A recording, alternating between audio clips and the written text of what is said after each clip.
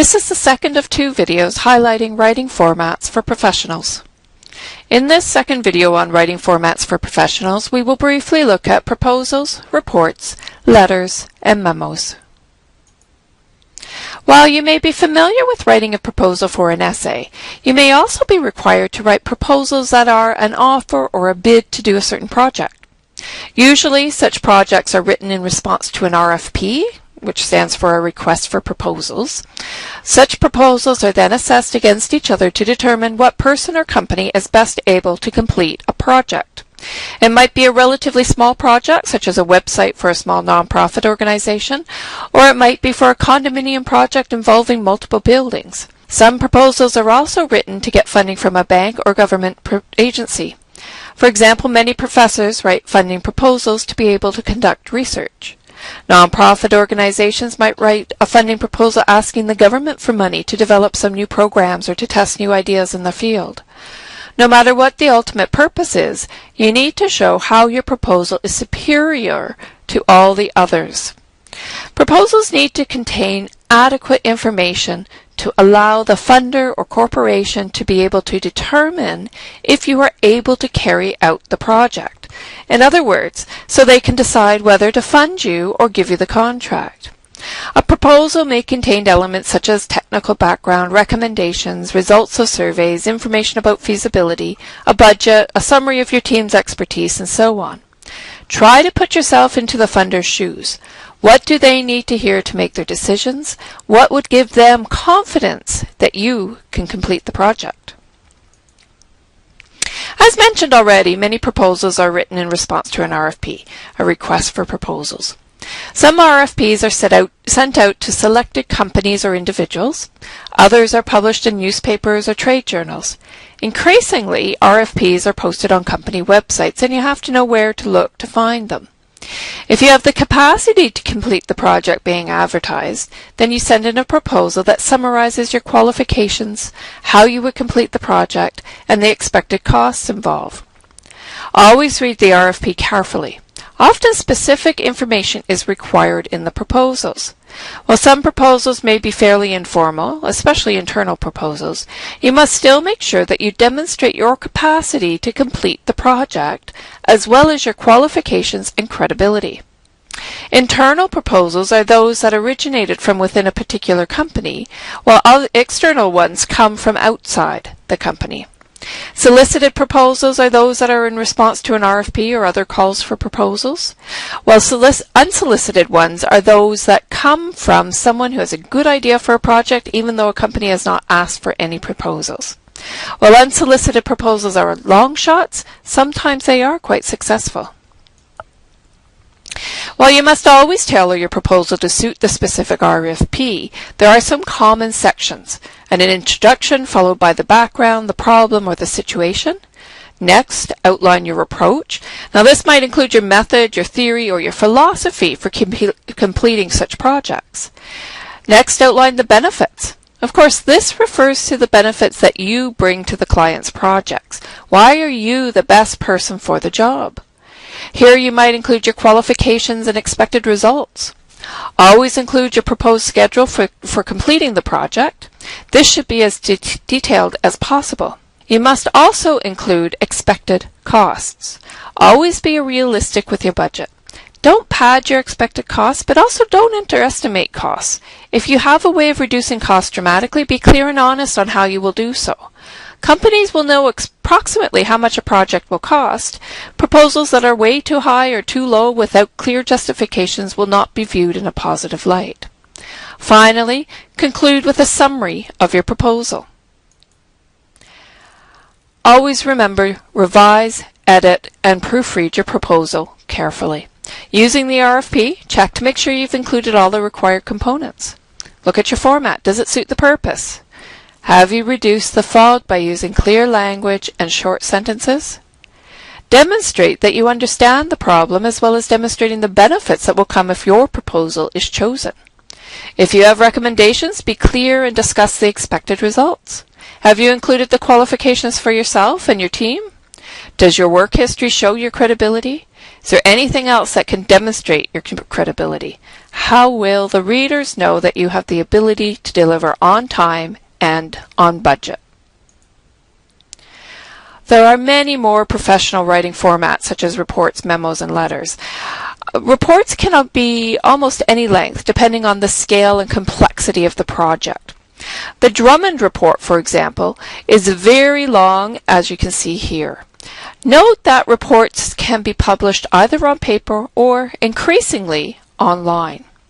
If your report will be viewed online, think carefully about how technology can improve readability. For example, this report uses the bookmark feature of Adobe PDFs to create a clickable table of contents. Right, so over here on the left-hand side, you can see we can click on this and go directly to the complete table of contents. The components of any report are essentially the same. It starts with that title page with a clear and descriptive title.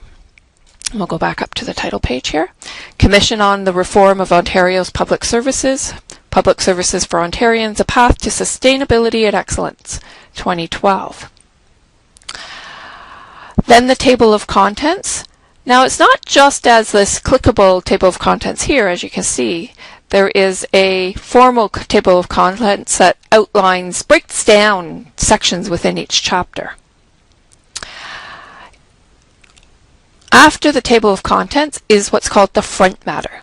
Now front matter will vary depending on the nature of the report.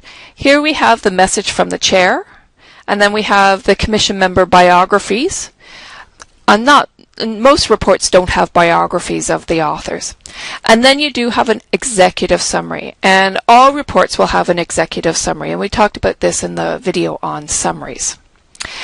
This is followed by the body of the report. Because this is such a long report, the body is divided into chapters. Now, most reports that you will write on your own will not be this long. Instead of chapters, you'll divide the body of your report into headings and subheadings, much in the way that each chapter is structured here. So if we go to one of these chapters here, you can see Chapter 3 is called Our Mandate and Approach, and then the first subheading is the Commission's Mandate. Finally, you will have conclusion and recommendations. In this example, the recommendations are listed as an appendix, Appendix 1, Commission Recommendations. In addition, though, each chapter includes its recommendations. Okay, and if you were to read this thoroughly, you will see that at the end of each descriptor there will be recommendations. I don't know if I can find one quickly. Oh, here's one. Recommendation 17.2. While continuing to promote socially responsible consumption, undertake initiatives to enhance the Liquor Control Board of Ontario's profits, including, and so it goes. The structure of the report will depend on the field you're working in. A report in the healthcare sector will be different from one for an engineering firm, and it will also depend on the length and the mandate. So those are reports. Another common type of professional, or two common types of professional writing formats are memos and letters, which are two forms of correspondence.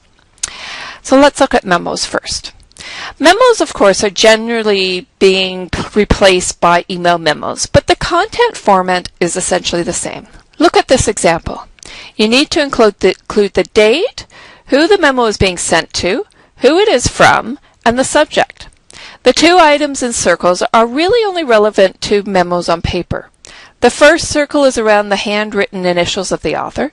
The second circle is around the initials of the author in uppercase and the initials of the person who typed the memo in lowercase. Of course, these days, most people do their own typing. And for email memos, you would not need to put your initials anyway because it would appear in the email message.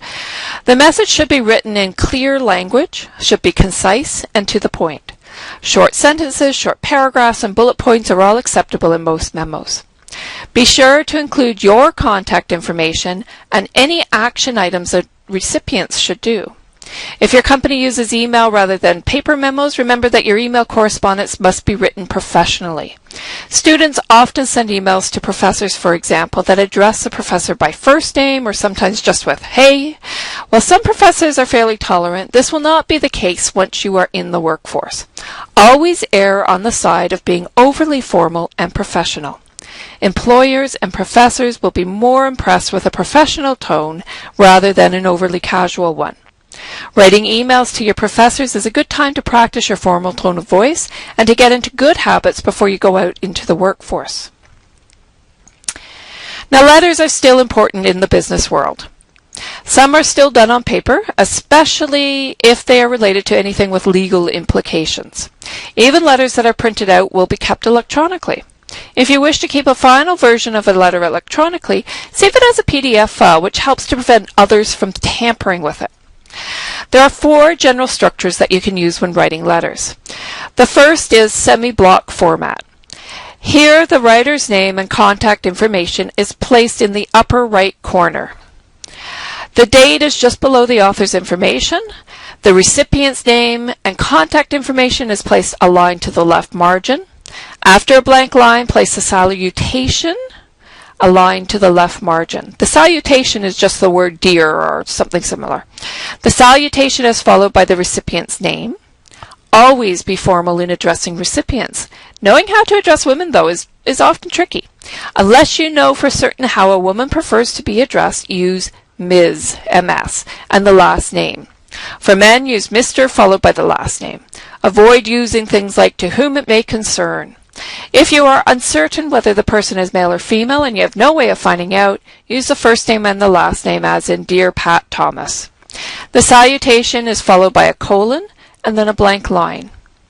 In the body, each paragraph is indented and there is a line between each paragraph. At the end, the complimentary close is aligned to the right margin. A complimentary close is something like sincerely or warm regards or yours truly. Next is your signature, followed on the next line by your name typed out in full. The next format is the block format, and really the only difference here is that each paragraph is no longer indented. The paragraphs are only separated by a blank line. In full block format, the writer's contact information is aligned to the left margin instead of the right margin, followed by the date and the recipient's contact information, and then the salutation. Each paragraph is aligned without indents and with a space between each paragraph. The complimentary close is also aligned to the left margin. Finally, the simplified format removes the salutation and replaces it with an attention line. In an attention line, you only need to give the first and last name of the recipient without worrying about whether you should use Mr. or Ms. The attention line is followed by the subject line. The subject line is just the same as in an email. Provide a clear and concise phrase that indicates what the letter is regarding. For example, if you're applying for a job, you would give the competition number and the name of the job you're applying for. The subject line is followed by the body of the letter, with each paragraph separated by a blank line. At the end, instead of a complimentary close, you just provide a signature with your name printed out beneath it. No matter which style you choose to use, make sure you are consistent. Also, if you're working in a large organization, there may be a standard template that everyone must follow. Now, no matter what type of format you're using, always focus on the reader's needs and priorities. Try to anticipate what reactions your reader will have and address them up front. Similarly, anticipate any questions and answer them in your report before they are asked. Depending on your audience and whether you are delivering good news or bad, you will have to decide between either a direct or indirect approach.